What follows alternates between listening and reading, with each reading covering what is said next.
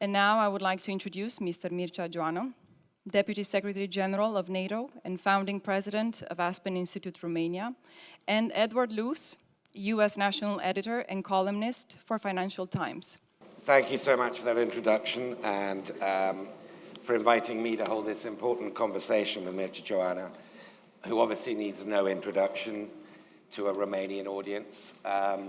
But for those who, very few don't know, he's the Deputy Secretary General, he's a big figure in Romania, a big figure in Brussels, and a very important person to have this conversation with. Now, I know we're meant to talk about the new European security architecture, and I will get on to that.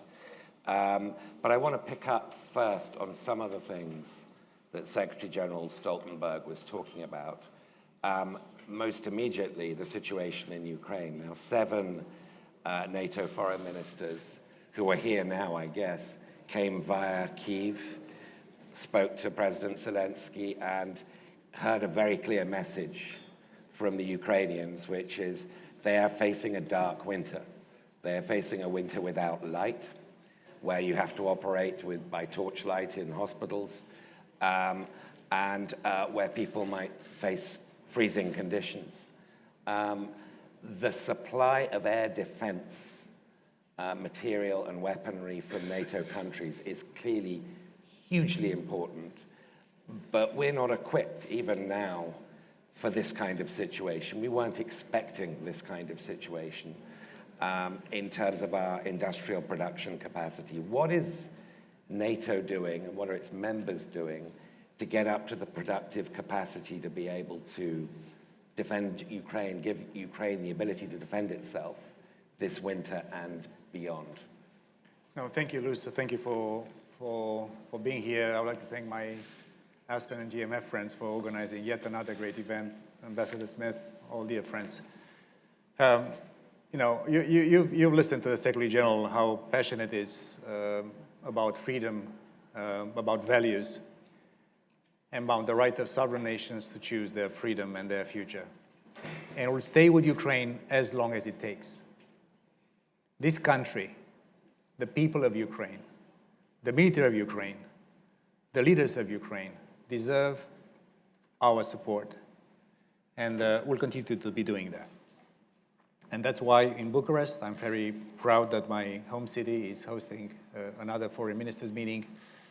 And also the fact that we'll have on the margins of the ministerial, not only this great event here, but also a G7 plus meeting, where we'll have, of course, we thank our German allies because they hold the presidency of the G7, World Bank, EBRD, many nations that are donors to Ukraine. So what NATO does is, number one, to continue to support Ukraine with non-lethal aid. That's what NATO does as an organization. We want to make sure that there is no risk of escalation between NATO and Russia. NATO allies and many partners, you listen to the SecGen saying that from Australia and New Zealand, almost 50 nations are supporting Ukraine in a process led by Secretary Austin, which takes place in a very rhythmic and very clear way. On defense, of course, we are giving NATO allies and partners with a sense of urgency and offer and demand from Ukrainians to us, most of the things that they need. We're also learning lessons from the fact that our own stockpiles in NATO countries are starting to get lower. Not only the Russian ones, which are very low, but also ours. So now there is a call from industry, and that's what we in NATO do. And NATO is the only organization where industry can have clarity on the demand, not for 1 year, not for 6 months, but for 1 decade at least. We call this the NATO defense planning process, which is now moving into higher gears. Secretary General had a great meeting with CEOs of industry from all over the alliance. And I hope to have also industry from newer members of the alliance, because this has to be more evenly distributed across our NATO countries, have more jobs everywhere. But when we say that, let's say Romania will be 2.5% of GDP for defense, and then we have clarity in Vilnius, there will be a new defense pledge in NATO after the Wales one in 2014, we'll have a new defense pledge. And industry will know, through the needs of each country, what needs to be done, what kind of procurement, what kind of stockpiles for us, and of course to help Ukraine more. So NATO is the only place when all allies, 32 soon we hope, will have clarity on demand from industry. And industry will be ramping up, they will hire more people, they go to the banks, get credits, in a sense of coherence and predictability. Meanwhile, we'll help Ukraine militarily, but Ukraine also needs lots of economic support. They need generators for this barbaric war that Russia is starting against civilians. And of course, humanitarian support, because there are many people displaced. We expect more migration from Ukraine. So the idea is that not only NATO, EU, G7, all of us, and America's leadership in this is very, very important to make sure that on defense, on economic, on macroeconomic, and on humanitarian, we have a clear picture what Ukraine needs, and this is what we do. And Bucharest is one of the places where we'll, again, re-energize our community. And I mean, just to be absolutely clear, companies that are going to produce weapons, companies that are going to produce ammunition, missiles for air defense, they need some kind of time horizon, like you get with vaccine production. We will buy from you for 5 years, whatever it might be, in order to ramp up. You're doing that, and you're doing that at the speed, your member countries are doing that at the speed that's going to be necessary for this winter? We have to make sure that this winter, but also next winter, and next year, and next year, is not only about Ukraine, it's also about us. So we have to do a better job for our own stockpiles. Because there is a new reality in Europe. Speaking of a world in flux and a new European architecture, there is a new reality of deterrence and defense in Europe. So we need clarity, not only industry, but governments and citizens need to have clarity about the needs we have. And this is something that we are doing. I think we organized, Julie, 3 or 4 meetings in NATO with the people in the Ministries of Defense coordinating procurement. And we are doing this in a very steady, determined way, and not to replicate the spike of the COVID. When there was a need, big surge in demand, then the demand got flatter. We want to make sure that we have at least for 1 decade clarity, and clarity brings predictability, brings production, brings real stuff, and brings return on investment as well. Okay, so earlier this month we had a hairy moment in Poland where initially it looked like there might have been a Russian missile lateral expansion to Poland. Then with, I think, very calm Polish and NATO investigation, it was discovered it was probably an S-300, Soviet-era S-300 from Ukraine. But it reminded us of the dangers of expansion of this war to NATO territory. Stoltenberg talked a little bit just now about what Romania, you've had an exercise recently, a multi-nation exercise, but you've got a lot of countries bordering Ukraine, NATO members bordering Ukraine. What are you doing in terms of preparation for that kind of very scary escalation scenario amongst yourselves, but also in terms of communicating to Russia? We do every single day, 24/7, every single day in NATO. We do 3 things together as we speak. Clear, credible, communicable, and self-evident, strong deterrence and defense for allies. There is absolutely no interrogation mark to Russia or to anyone else that we stand ready as an alliance to defend every square inch of NATO soil. We do this every day. Our military commanders, our political leaders, us in NATO, we do that. So communicating strong, credible, operational deterrence and defense, that's number 1. Secondly, we'll continue to support Ukraine. This is an obligation that we have towards another democracy and a sovereign nation that deserves and has earned more than probably anyone else the right to decide on its own future. And third, at the same time, is to avoid escalation between NATO and Russia, because that's something we do every day. I would like to thank our Polish allies.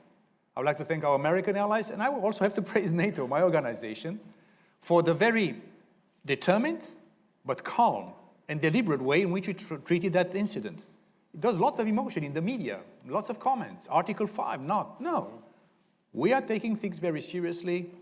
We strengthen our deterrence and defense, we'll help Ukraine and avoid escalation. The world doesn't need another war between NATO and Russia. So that's what NATO does every day, Secretary General, myself, all of us, the ambassadors, and we are doing this job simultaneously 24/7. That's our job. Now, I promise the next question after this, I'm going to get onto the new European security architecture. We're getting there anyway. We're getting there anyway. Without our conversation. Well, good. But it would be remiss of me as a journalist, sitting here in Bucharest at a NATO foreign ministers meeting, not to look back at the 2008 Bucharest NATO summit, in which Georgia and Ukraine were promised membership, but at some very vague, future unspecified date, arguably the worst of both worlds, makes them vulnerable in an intervening period that isn't specified. Was that a mistake? I'm coming from Romania. I lived half of my life in communism. I was the youngest ambassador ever to go, frightened and not knowing exactly why I was sent to Washington as a young ambassador of my country. Nobody was speaking about NATO enlargement. We didn't know if America would decide to enlarge NATO or not. There was a big discussion, Julie, remember, what to do. And I started, and all my nations started, and all our nations from former communist Europe started to say, we want in NATO because it's where we belong. The Iron Curtain separated my country and half of Europe into half a century of misery and dictatorship. We wanted to go back to our family. That's what NATO is. So you come to a Romanian and in Bucharest and to say that other nations, because of geography, is probably more exposed, should be denied the same right, like Germany and France and the UK and Norway, a beautiful country where my boss is coming from. Why? On which ground? So I cannot judge if the decision in 2008 was, fully cooked. But I can say one thing, that in the Washington Treaty, our founding document, open door policy is enshrined and will stay with us as long as we'll exist in an alliance. And of course, as our geography allows. So I think that was a decision to give any sovereign nation in Europe the chance to dream. And also, I remember that NATO enlargement also triggered EU enlargement. It did. Until now, there is no single EU enlargement which has not been precedented by a NATO enlargement. Why? Because we bring security and predictability. And then European Union, I also worked hard to get in my country to the EU. So we should tell Ukraine and Georgia and Bosnia and the Western Balkans and whoever that if they're ready and we are ready, they would come and be with us. And that's, I think, the spirit of Bucharest. We had the spirit of Prague yesterday. But the spirit of Bucharest is that every single sovereign nation has the right to dream about its future and to fight for its future and be where we decide to belong to. We belong to the West. Ukraine belongs to the West. Russia divorced itself from civilized Europe. Russia divorced itself from civilized Europe. Ukraine will be part of a civilized Europe, and this is what we are doing. In which shape and form, in which timetable, I do not know. It's beyond my pay grade. But I know they will be with us, part of a democratic, prosperous, and a self-confident, civilized Europe. That's where Ukraine belongs to, where Moldova belongs to. And all the nations that are taking that path belong to. That's the belief, that's the spirit of Bucharest. Oh, and in the spirit of what you've just said, I mean, if I were Georgian or Moldovan, I would want to join NATO pretty quickly. And I presume that conversation is going to keep arising in the years ahead. And this does overlap with the new European security architecture. How realistic is it that their applications are submitted and accepted within a reasonable time frame? Listen, the Republic of Moldova, which is very dear to Romania and to us, for the first time ever, a foreign minister of the Republic of Moldova attends a NATO foreign ministers meeting. First time ever. Right. They're a neutral country. We respect that. In Constitution, they say it's a neutral country. But when we meet President Maya Sandu, she's a formidable leader. And in very difficult circumstances, you see the blackmail on energy, you see that energy grid is also collapsing because of the Ukraine war. They're not coming here to ask to join NATO. They are here to say that they need help to cross a very difficult situation. And NATO does its part. Moldova is a joint partner of NATO and the European Union. And they've been given Moldova, the Republic of Moldova, a European perspective, like Ukraine and also like Georgia. So I do believe that any nation should decide its own path. Moldova today is a neutral country, we respect that. But Maya Sandu told us when we met last, and I think she met Secretary General, that they don't see neutrality as weakness. Neutrality changes in Europe. Finland and Sweden decided after decades and centuries of neutrality to switch gears because of Russia, and they're joining NATO. Switzerland has a very dynamic neutrality with very strong armed forces. So there are many ways in this European architecture to have this kind of thing. But European architecture is not only about security. It's a new economic model which is happening. The divorce of Russia from civilized Europe and decoupling from Russian energy would be bringing a new energy reality, will be bringing new supply chain reality, will be bringing security and economics go together. And in NATO, we say that societal resilience is the first line of defense. Yes, we have strong defense and deterrence. We talked to Elliot and our friends from Aspen, US. That democracy and trust, these are things that are also important. So, in a way, the definition of security, Ed, is, of course, about traditional deterrence and defense, but there are many facets: cyber, space, disinformation, resilience, hybrid warfare. So this is where NATO is not the only institution addressing these things, but we are the biggest organization addressing these things, and 32 allies, that's a lot of countries. Okay, I promised I was going to start asking explicit questions about the new European security. You will not ask the question. Here's the first. first. Many times. No, this is actually an explicit one. 3-4 years ago, whenever it was, we had a French president, Macron, describing NATO as brain dead. Now it's clearly not brain dead, partly, I guess, because of Putin, because of his actions, partly also because we have a different US president who is more explicitly enthusiastic about NATO. But these are both non-European actors. As you say, Russia has excluded itself from European civilization, and America is America. What is it that Europe can do to create the European security architecture? NATO is in great health. We also had difficult moments. The Suez Canal crisis, where I was not born. So this is not always ideal situations. But there is a need, is a common threat, we come together. Across the political families, across generations. And the usefulness of NATO is now more clear than ever. America needs its allies in Europe and all over the world. Secretary General, when he was invited to speak in front of a joint session of US Congress, he said there, and I think it's probably the most memorable phrase of this great Secretary General that we have, it's good to have friends. America needs its friends in Europe. America needs its friends and treaty allies or non-NATO allies all over the world. Because this is the strength that democracies and people sharing the same values and interests do have together. Yes, Europe should do more. And Europe should do it in a way that will be strengthening. Speaking of the EU is a very important political project. I like the project, and I invested myself a lot in this project.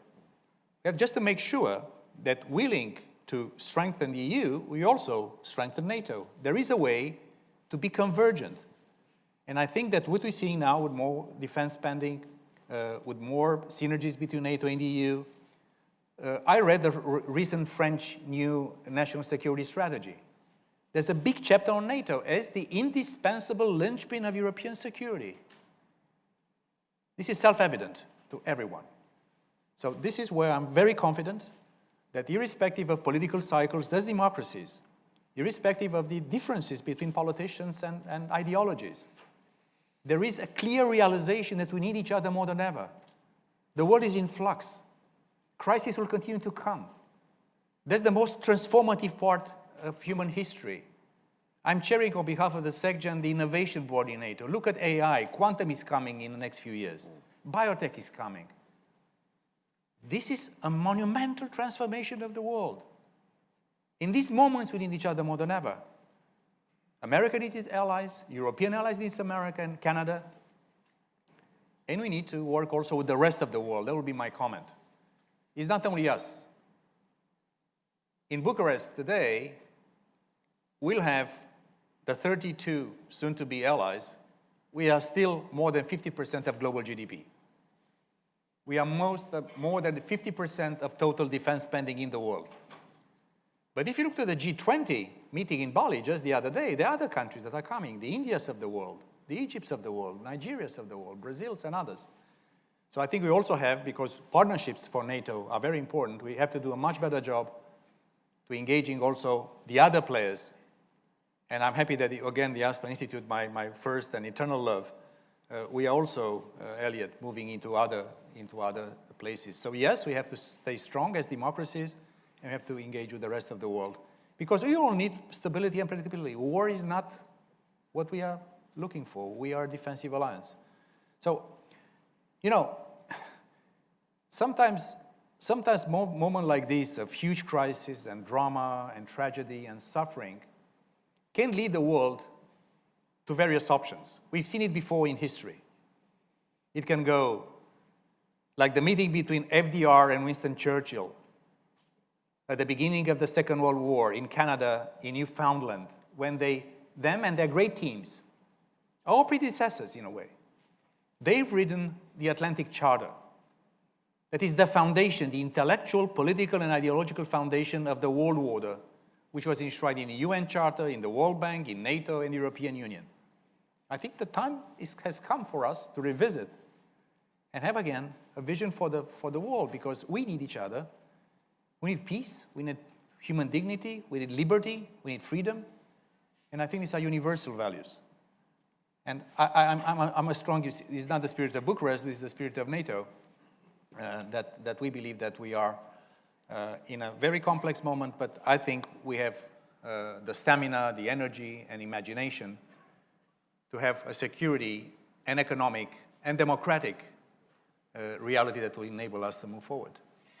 I'm glad you mentioned the Atlantic Charter and Bali, because one of the issues that's going to arise in the next 2 days, but I think increasingly across the Atlantic, is American encouragement, even pressure on Europe and on NATO to step up more in terms of China. And in fact, it's the headline right now on the homepage in the Financial Times, that Europe needs to do more on China, according to Washington. Now, Europe, implies a theater, and that theater implies this geography. To what extent is a new European security architecture more about global NATO thinking? Geography still matters. We are a transatlantic organization by definition. We say we are a Euro-Atlantic, transatlantic community, and will continue to be.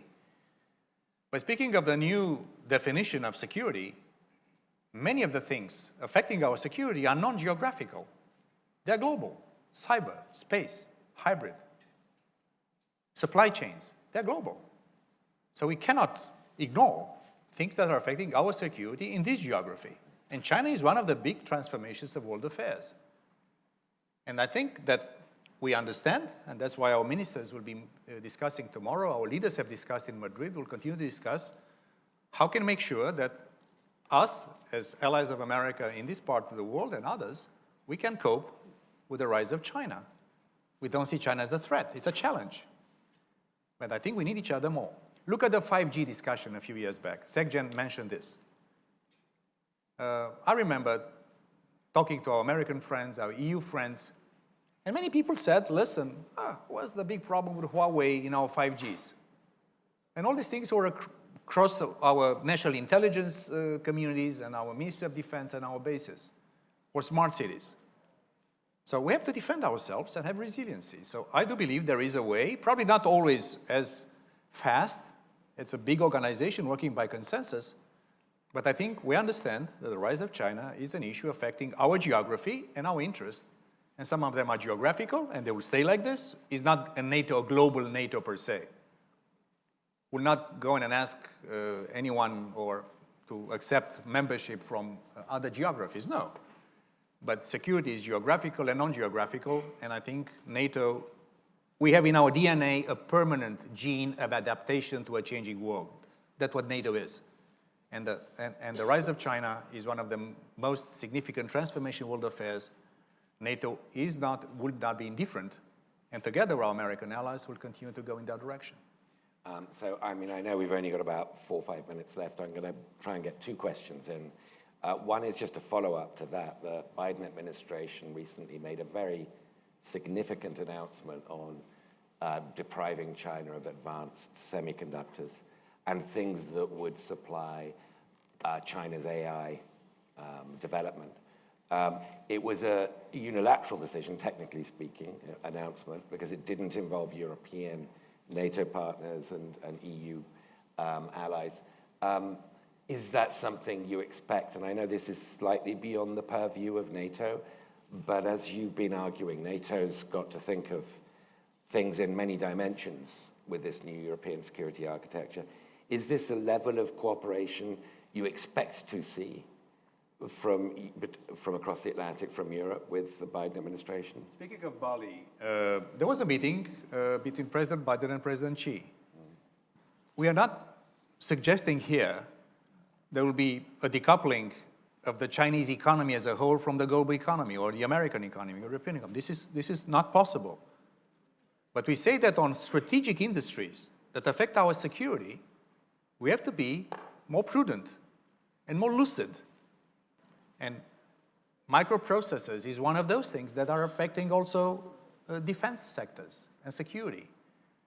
AI, misused, can be a terrible weapon for techno-dictatorship.